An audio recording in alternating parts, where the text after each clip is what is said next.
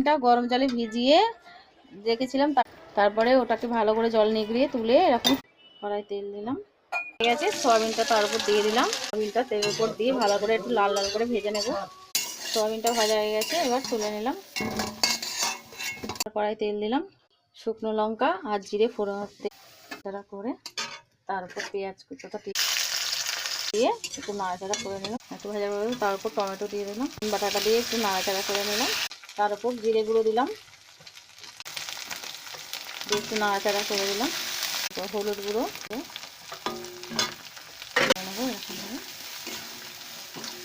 Meet মশলা দিলাম, জল দিলাম যাতে না মশলাটা বসে যায়, একটু ভালো করে নাড়াচাড়া। এবার আলুটা দিয়ে দিলাম, আলুটা দিয়ে এবার একটু নাড়াচাড়া করে ভালো করে ভাজা ভাজা করে নেবো। এবার পরিমাণ মতো নুন দিয়ে দিয়ে দিলাম, দিয়ে এবার নাড়াচাড়া করে নিলাম, ভালো কষানো হয়ে গেছে। এবার জল দিয়ে গেল, এবার গ্যাস নিয়ে দিচ্ছি। তো সোয়াবিন আলু